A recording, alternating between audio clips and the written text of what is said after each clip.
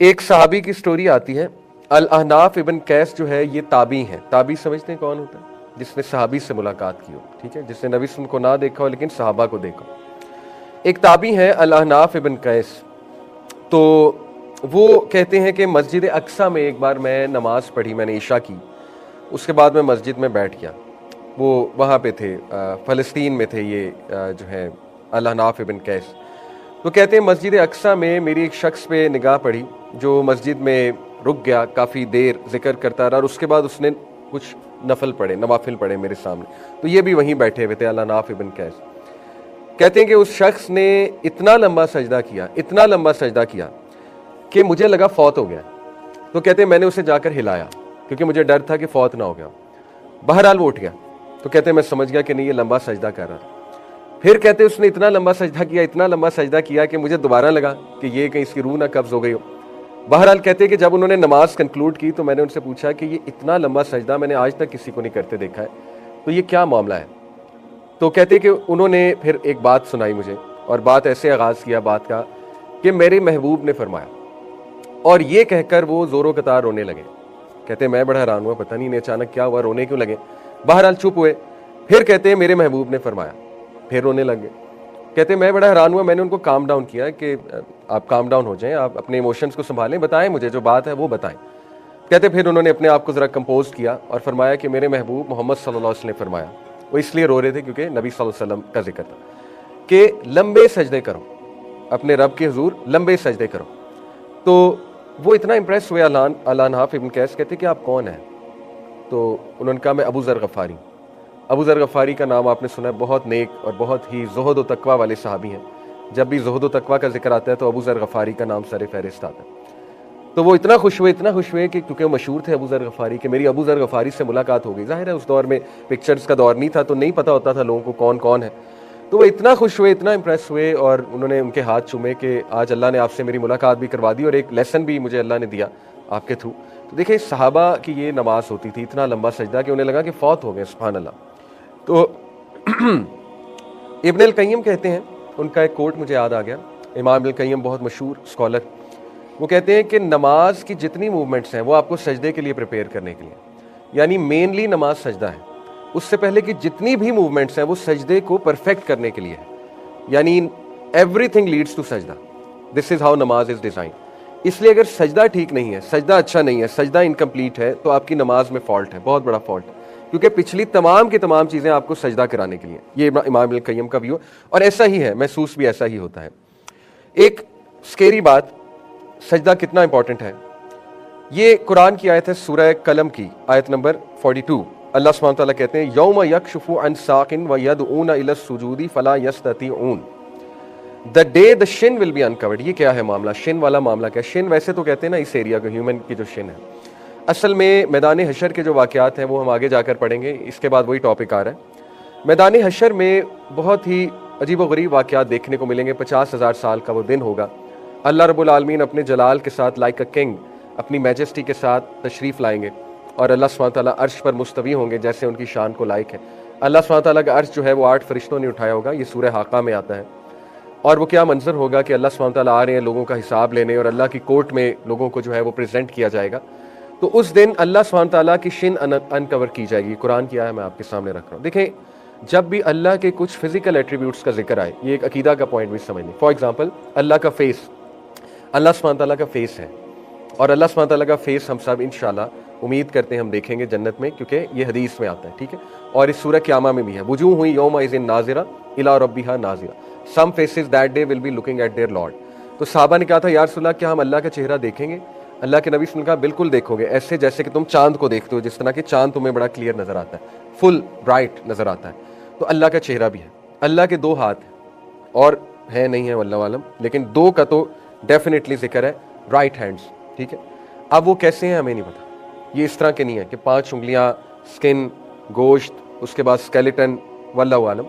اللہ کے جتنے ایٹریبیوٹس ہمیں قرآن یا حدیث میں مل گئے ان پہ ایز اٹ از ایمان لانا ہے, وداؤٹ تھنکنگ کیسے ہیں, کیونکہ لیس کمثلہ شیء, اللہ تعالیٰ جیسا کچھ بھی نہیں. اللہ تعالیٰ کو آپ لوگ امیجن بھی نہیں کر سکتے, کیونکہ ہمارا مائنڈ اس کی کچھ لمیٹیشنز ہیں, ہم گراس بھی نہیں کر سکتے کہ اللہ سبحانہ تعالیٰ کی فزیکل بینگ کیسی ہے. تو اس میں متشابہات میں سے ہے یہ چونکہ، تو متشابہات میں بیسٹ اپروچ یہی ہے کہ ایمان لاؤ کیونکہ یہ غیب ہے. تو اسی طرح اللہ کی شن کا جو ذکر ہے، ٹھیک ہے، جہاں یہ شن آ رہا ہے، اللہ کے مسکرانے کا ذکر ہے. اب ظاہر ہے اللہ کے فیس کو آپ نہیں امیجن کر سکتے، کیا وہ ہیومن بینگ جیسا فیس ہے؟ نو، واللہ عالم. انشاءاللہ یہ تو دعا کریں اور کرنی چاہیے کہ اللہ ہمیں دیدار کروائے. تو یہ جو شن ہے یہ بھی متشابہات میں سے، یہ واللہ عالم کیا چیز ہے.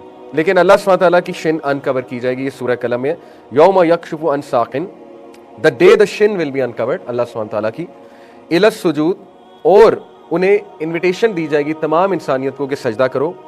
فلا یستطیعون، جو ڈس بلیور سے یہاں پہ مراد ہے جنہوں نے دنیا میں سجدہ نہیں کبھی کیا تھا، وہ اس دن سجدہ نہیں کر سکیں گے. اور حدیث میں آتا ہے کہ وہ کرنا چاہیں گے کیونکہ وہ جلال کا منظر ایسا ہوگا کہ وہ گر پڑیں گے سجدے میں، گرنا چاہیں گے، لیکن ان کی کمر ایسے ہو جائے گی جیسے سریا ہوتا ہے، یعنی ان کی کمر بالکل اکڑ جائے گی اور ان سے جو ہے وہ سجدہ نہیں ہو پائے گا. ٹھیک ہے، تو یہ ایک بڑی ڈینجرس بات ہے. اللہ تعالیٰ نے پہلے وہ سین بتا دیا، اور یہ وہ لوگ ہوں گے انفارچونیٹلی جن کو سجدے کی دعوت دنیا میں دی جاتی تھی لیکن وہ سجدہ نہیں کرتے تھے. تو دیکھیں جب بھی ایسی آیات آئیں، آلدو یہ آیت ڈس بلیورس کے بارے میں ہے جنہوں نے بالکل بھی ایمان نہیں، دعوت کے باوجود وہ ایمان نہیں لائے، جیسے ابو جہل اور باقی دیگر جو قریش کے چیفز ہیں. یس، سب سے پہلے تو وہ شامل ہیں کیونکہ سب سے تو بڑے ڈس بلیورز وہ ہیں، کیونکہ نبی صلی اللہ علیہ وسلم was right in front of them, Quran ان کے سامنے نازل ہو رہا تھا، پھر بھی انکار کیا. نہ صرف انکار کیا، نقصان بھی پہنچایا نبی صلی اللہ علیہ وسلم کو اور پروپیگنڈا بھی کیا. تو سب سے بڑے مجرم تو وہ ہیں. تو یس، یہ سب سے پہلے تو ان کے بارے میں. لیکن جب بھی ایسی آیات آئیں تو تزکیہ یہی ہے کہ ہم اپنے اوپر بھی اپلائی کریں، یہ بہتر ہے ہمارے ہی لیے. تو اس لیے ہمیں بھی ڈرنا چاہیے کہ خدا نہ خواستہ کہیں ایسا نہ ہو کہ ہم بھی اس صف میں شامل ہوں کہ ہم سے بھی سجدہ نہ ہو اس دن، اعوذ باللہ. اور یہ اس کا رسک تبھی بڑھے گا جب نماز ہم اگنور کریں، نماز کا ٹائم اور ہم نماز نہ پڑھیں. تو یہ میں اس لیے ایک تزکیہ کے پوائنٹ آف ویو سے بتانا چاہ رہا ہوں. سو 7 آبجیکٹیوز آف سجود، انشاءاللہ آج ہم یہ ڈسکس کرتے ہیں. دیکھیں نماز کے ہر ایکٹ کے کچھ نہ کچھ آبجیکٹیوز ہیں، بہت ہی خوبصورت آبجیکٹیو. تو اسکالرز نے اپنی ایک کوشش کی اور 7 آبجیکٹیوز ڈیفائن کیے ہوئے ہیں سجدے کے، وہ انشاءاللہ تعالیٰ آج ہم دیکھتے ہیں. Number 1، humility and showing your absolute need. دیکھیں سجدہ جو ہے یہ سب سے ہمبل پوزیشن. آپ نے کوئی ایسا سین کبھی دیکھا ہو کسی مووی کا سین کہ کوئی بہت ہی ایسا بادشاہ جو ایبسولوٹ اتھارٹی کمانڈ کر رہا ہے اور چاہتا ہے کہ لوگ ایبسولوٹلی اس کے سامنے گر پڑیں، تو وہ کہتا ہے کہ ناک رگڑو. ٹھیک ہے، یعنی تکبر میں وہ کہتا ہے کہ ناک رگڑو زمین پہ، کیونکہ وہ سب سے ہمبل اور سب سے ایک لوور پوزیشن ہے فار اینی ہیومن بینگ. تو اس کا حقدار صرف اللہ ہے. اسی لیے کوئی انسان یہ کرائے گا تو وہ متکبر ہے اور وہ مجرم ہے بہت بڑا، کہ وہ انسانوں کو اگر ایسا کروائے گا جو کہ فرعون کرواتا تھا.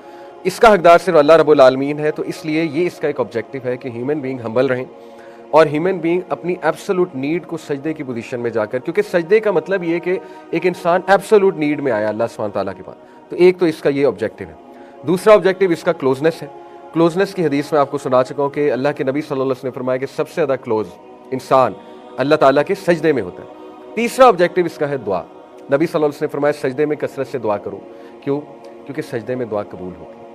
اب انفارچونیٹلی ہمیں صحیح سے نالج نہیں ہے.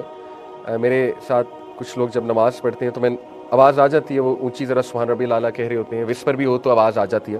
تو میں نے اکثر نوٹ کیا کہ امام جب لمبا سجدہ کر دے تو وہ لوگ 3 بار سبحان ربی الاعلیٰ کہہ کے خاموش ہو جاتے ہیں. اٹ سرپرائزز می. مطلب وہ یہ سمجھتے ہیں کہ 3 سے زیادہ کہا تو نماز انویلڈ ہے. پتہ نہیں کس نے سکھا دیا، کس قاری صاحب نے بچپن میں یہ تعلیم دے دی ہے. حالانکہ سبحان ربی الاعلیٰ تو 100 بار بھی کہہ سکتے ہیں سجدے میں.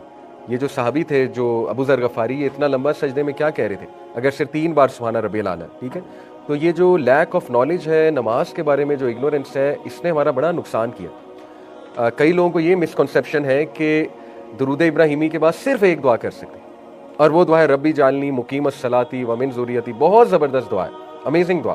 لیکن ان کو پتہ نہیں کس نے سکھا دیا کہ اس کے علاوہ دعائیں کوئی نہیں کر سکتے، اور اس کے علاوہ کوئی دعا کریں گے تو نماز انویلڈ ہو جائے گی. تو بہرحال یہ مسکنسیپشنس کو ہم نے ایڈریس کرنا ہے، اسی لیے ہماری نمازوں میں جان نہیں ہے. پھر ایک اور مسکنسیپشن، اب ایک ینگسٹر نے نئی نماز شروع کی تو ہم اسے کہتے ہیں پہلے پچھلی پڑھو. وہ بیچارہ ابھی کی نہیں پڑھ پا رہا، اسے کہہ رہے ہیں پچھلی پڑھ کے آؤ، تو وہ کہے گا پھر چھوڑو. اور یہی وجہ ہے بہت سے ینگسٹرز کیوں نہیں نماز پڑھتے، کیونکہ وہ کہتے ہیں یار پہلے پچھلی پڑھنی پڑے گی. یہ بالکل اسی طرح ایک اسٹوڈنٹ، اس کی اسائنمنٹس پائل اپ ہوئی جا رہی ہیں. اینڈ میں وہ جب پڑھنے بیٹھے گا، اپنی سلائڈس کھولے گا، وہ کہے گا یار پہلے پچھلی سلائڈس پڑھنی پڑیں گی، وہ کہے گا چھوڑو ساری سلائڈ فیل ہو جاتی. یہی وجہ ہے بہت سے یوتھ نماز نہیں پڑھتے کیونکہ انہیں پتہ نہیں تعلیم دے دی گئی ہے کہاں سے کہ بیٹا پہلے پچھلی پڑھو، کمپلیٹ کرو پچھلی، اور لوگ یہ کرتے ہیں. جیسے وہ کہتے ہیں کہ ظہر کے ساتھ میں پچھلی ظہر پڑھوں گا، اس طرح عصر کے ساتھ میں پچھلی عصر پڑھوں گا، اس طرح وہ کرتے رہتے ہیں. وہ پھر اتنا برڈن ہو جاتا ہے، اتنا پائل اپ ہو جاتا ہے. دیکھیں یہ کہیں سے نہیں ثابت کہ آپ نے پہلی پچھلی نمازیں پڑھنی، نہ ہی قضائے عمری جیسی کوئی چیز ہے، وہ بھی بس لوگوں نے بنا دی، although اس کی ایک ضعیف حدیث سے دلیل ملتی ہے لیکن ضعیف حدیث ہے. ثابت یہی ہے کہ آپ نماز شروع کر دو اور اپنے نوافل بڑھاؤ انشاءاللہ. اور جو 12 سنتیں آپ دن میں پڑھتے ہو، بلکہ اور بھی بہت سی سنتیں ہیں انشاءاللہ تعالیٰ. تو جیسے دیکھیں ضحیٰ پریئر ہے جو فجر کے بعد سورج نکلنے کے بعد سے، لیکن ظہر سے پہلے پڑھی جا سکتی 2 رکعت، وہ پڑھنی چاہیے انسان کو. تو بہت سے اور نوافل ہیں. عصر سے پہلے دیکھیں 2 طرح کی سنت ہیں، سنہ مؤکدہ اور سنہ غیر مؤکدہ. سنہ مؤکدہ 12 ہے، سنہ غیر مؤکدہ 10 ہے جو حدیث سے ثابت. مؤکدہ کا مطلب ہوتا ہے ہائیلی ریکمینڈڈ، اور غیر مؤکدہ کا مطلب ہے کہ ٹھیک ہے کبھی پڑھ لی کبھی نہ پڑھی. مؤکدہ سننا آپ ریگولر چھوڑیں گے تو آپ کو گناہ مل سکتا ہے، ریگولر اگر چھوڑیں گے، کبھی کبھی چھوٹ گئی فائن، ریگولر عادت بنا لیں گے تو گناہ ملتا ہے، گناہ ملنے کے چانسز ہیں. ٹھیک ہے، یہ ایک فرق ہے مؤکدہ اور غیر مؤکدہ. مؤکدہ 12 کیسے ہیں؟ 2 سنت فجر کی، ظہر میں 4 سنتیں اور ظہر پڑھ کے 2 سنتیں، کتنی ہوگی ٹوٹل 8. مغرب کی 2 10، عشاء کی 2 12. یہ 12 ہے سنہ مؤکدہ. جو یہ 12 سنت پڑھے گا، نبی صلی اللہ علیہ وسلم نے فرمایا اللہ جنت میں اس کے لیے ایک اسپیشل محل بنائے گا. غیر مؤکدہ کیا ہے؟ غیر مؤکدہ میں سب سے پہلے ظہر کی طرف آئیں تو 2 رکعت نفل، وہ غیر مؤکدہ 2 رکعت اور پڑھے نبی صلی اللہ علیہ وسلم نے، وہ آتا ہے. اس کے بعد عصر سے پہلے 4 رکعت ہیں، وہ 2 کر کے بھی پڑھے اور 4 بھی پڑھے. ٹھیک ہے، عصر سے پہلے وہ غیر مؤکدہ سننا ہے، ثابت ہے نبی صلی اللہ علیہ وسلم نے پڑھے، تو وہ کتنے ہو گئے 6. اس کے بعد مغرب کی نماز سے پہلے 2 پڑھے. آپ نے دیکھا ہے جب آپ عمرہ یا حج کرنے گئے ہو مسجد حرم میں، بہت سے لوگ اٹھ کے مغرب کی نماز سے پہلے 2 رکعت پڑھ رہے ہوتے ہیں، اور کئی مساجد میں بھی آپ نے دیکھا. انفارچونیٹلی سب کانٹیننٹ میں ٹرینڈ نہیں ہے، لیکن آپ عرب کنٹریز میں جائیں گے تو امام اذان کے بعد اچھا خاصا گیپ دیتا ہے مغرب کی نماز میں، تاکہ یہ لوگ وہ غیر مؤکدہ سنت پہ عمل کر سکیں. ٹھیک ہے، مسجد نبوی میں بھی آپ نے نوٹ کیا ہوگا لوگ 2 رکعت مغرب سے پہلے پڑھتے ہیں، اور پھر عشاء سے پہلے ہے 2 رکعت. تو یہ 10 غیر مؤکدہ ہیں اور 12 مؤکدہ ہیں. اب دیکھیں کتنے چانسز ہیں آپ کے پاس پچھلی نمازیں کور کرنے کے. آلریڈی اگر ایک بندہ غیر مؤکدہ اور مؤکدہ پڑھ لیتا ہے تو پچھلی نمازوں کو دوبارہ سے پڑھنا یہ ثابت نہیں ہے. لیکن یہ بہت بری بات ہے کہ پچھلی نمازیں چھوٹی ہیں. اس کا یہ مطلب نہیں ہے کہ ایک بندہ جو ہے وہ چھوڑتا رہے اور بس ایک آدھا دن پڑھ لے. نہیں، پچھلی نمازیں چھوڑنا بری بات ہے، لیکن آپ استغفار کریں انشاءاللہ اللہ معاف کرے گا، اور اگلی نمازوں پہ فوکس کریں، اگلی زندگی کو بہتر بنائیں اور اپنے نوافل بڑھائیں، اپنی سنت بڑھائیں، انشاءاللہ اللہ وہاں سے ضرور کور کر دے گا. ٹھیک ہے، تو یہ ہے بات اصل میں. بہرحال بات کہیں اور نکل گئی کیونکہ کچھ مسکنسیپشنز ہماری سوسائٹی میں ایسی ہیں جس کی وجہ سے ہماری نماز بہت مونوٹنس ہوتی ہے. یوتھ انٹرسٹ نہیں لیتے نماز میں، عام انسان بھی کہتا ہے میری نماز میں جان نہیں ہے، خشوع و خضوع نہیں ہے. تو وہی بات ہے کہ دیکھیں ہمیں پتہ نہیں ہے کہ سجدے میں دیگر دعائیں بھی کر سکتے ہیں. نبی صلی اللہ علیہ وسلم نے اتنی دعائیں سجدے کے لیے سکھائی ہیں، میں ابھی انشاءاللہ آپ کے سامنے رکھوں گا. تو سبحان ربی الاعلیٰ کے علاوہ بہت کچھ ہے. ٹھیک ہے، اب ظاہر ہے ایک بندہ سبحان ربی الاعلیٰ ایک رکعت میں کہتا ہے تو دوسری میں کچھ اور کہہ لے تاکہ اس کی نماز میں ورائٹی آ جائے. جتنی ورائٹی ڈالیں گے آپ نماز میں اتنی نماز میں ایک جان ڈلے گی، کلرز ہوں گے انشاءاللہ. ٹھیک ہے، تو یہ بات ہے. بہرحال دعا تو سجدے میں دعا جائز ہے. سجدے میں قرآنی دعاز بھی کر سکتے ہیں، وہ قرآن پڑھنا نہیں ہے. سجدے میں قرآن پڑھنا منع ہے. سجدے میں آپ یہ نہیں پڑھ سکتے الف لام میم ذالک الکتاب لا ریب فیہ ھدی للمتقین، نہیں. لیکن قرآنی دعا آپ کر سکتے ہیں، ربنا آتنا فی الدنیا حسنۃ، کوئی مسئلہ نہیں. لا الہ الا انت سبحانک، یہ قرآنی دعا ہے. انی کنت، کوئی مسئلہ نہیں. کریں تو دعا بالکل کر سکتے ہیں، جتنی مرضی دعائیں کریں. اردو میں نہ کریں، اردو میں یا اپنی لینگویج میں فرض نماز میں دعا، یہ اس کو اسکالرز جائز نہیں قرار دیتے.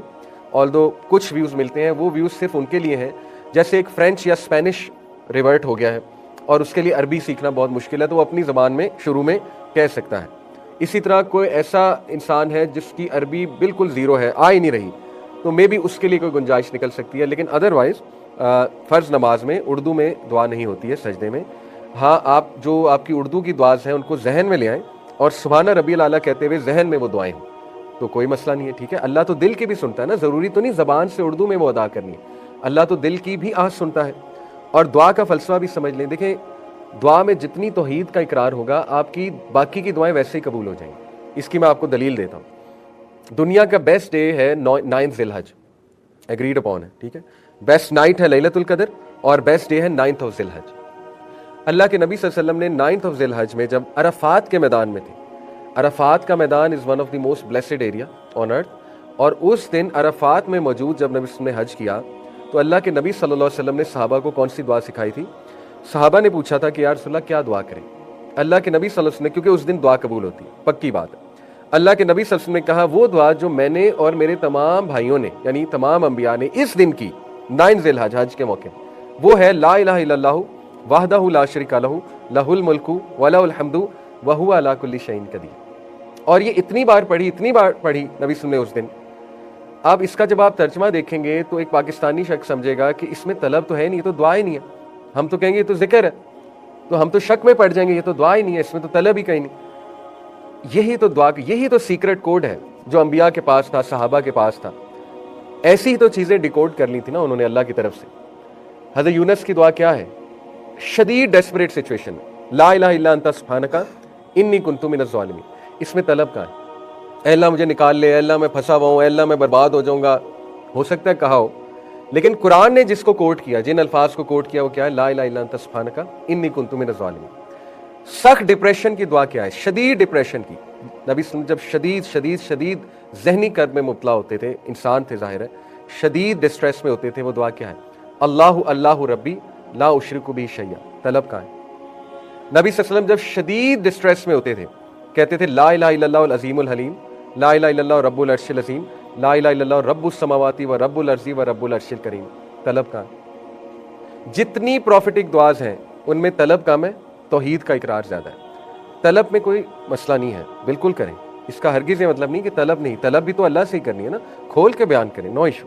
لیکن سیکرٹ کوڈ یہ ہے کہ جتنی توحید بیان کریں گے اپنی دعاؤں میں، آپ کی طلب والی دعاز ویسے ہی قبول ہو جائیں گی۔ یہ انبیاء کے بتائے ہوئے نسخے ہیں، انبیاء کے تھرو اللہ نے قرآن مجید میں بتائے ہیں، ٹھیک ہے۔